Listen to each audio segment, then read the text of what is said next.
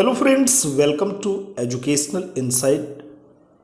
दोस्तों, जब हम भाषा की बात करते हैं, कोई भी भाषा क्यों ना हो, भाषा महज संचार का साधन नहीं है। जी हाँ दोस्तों, केवल संप्रेषण का टूल मात्र ही भाषा नहीं है।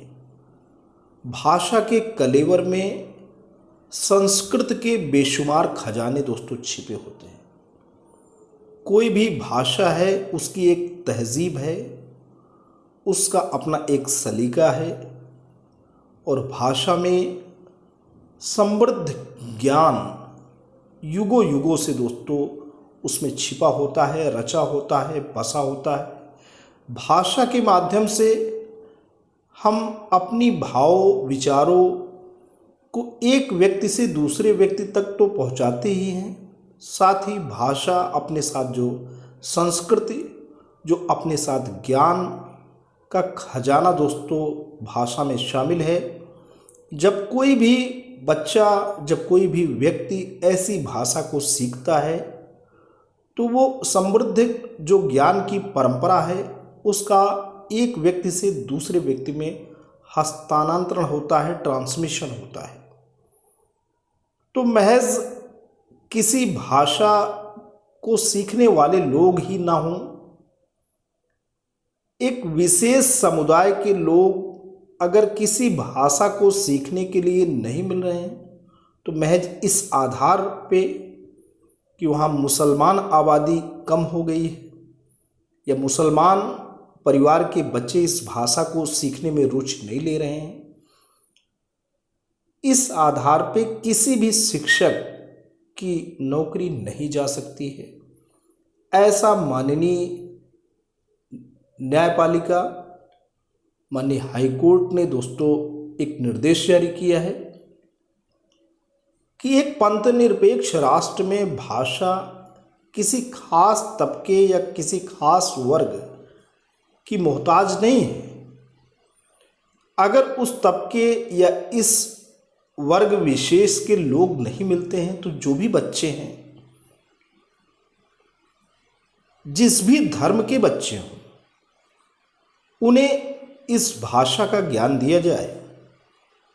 भाषा किसी खास वर्ग के लिए नहीं है, भाषा सभी के लिए है। बहुत बड़ा दोस्तों डिसीजन हाई कोर्ट ने दिया है।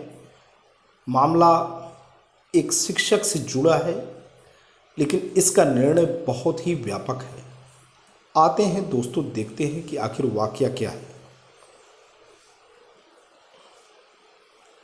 दोस्तों, बात करते हैं प्रयागराज से। यही कि इलाहाबाद हाईकोर्ट ने कहा है कि पंथ निरपेक्ष राज्य में ऐसी नीति नहीं बन सकती कि मुस्लिम आबादी कम होने मात्र से उर्दू अध्यापक की सेवा समाप्त कर दी जाए। कोर्ट ने कहा उर्दू एक भाषा है, वहाँ भी पढ़ाई जा सकती है जहाँ मुस्लिम आबादी बहुत कम हो।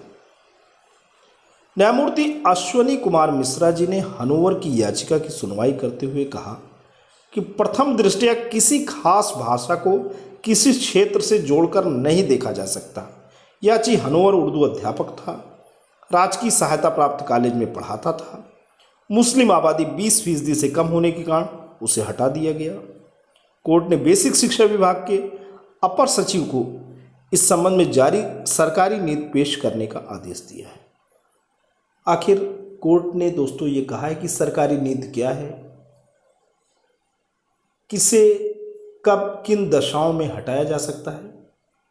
अगर वहाँ आबादी की बात है तो कोर्ट ने बिल्कुल कहा है कि आबादी कम या ज़्यादा होने से किसी शिक्षक को हटाया नहीं जा सकता।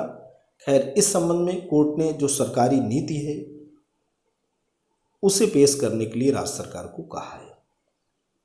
आज के लिए इतना ही। वीडियो इन्फॉर्मेशन, ये लेटेस्ट अपडेट दोस्तों कैसे रहा, यदि आपको अच्छा लगा तो प्लीज़ आप इसे लाइक करें, चैनल पर कमेंट करें, ज़्यादा से ज़्यादा श्रोताओं और दर्शकों तक शेयर करें। लेकिन दोस्तों, अगर आप चैनल पर नए हैं, पहली बार विजिट कर रहे हैं तो प्लीज़ इसे सब्सक्राइब कर लें। जब भी आप सब्सक्राइब बटन प्रेस करते हैं, बराबर से एक बेल आइकन आता है, उसे प्रेस करें, चैनल को सब्सक्राइब करें। Thanks for watching and listening.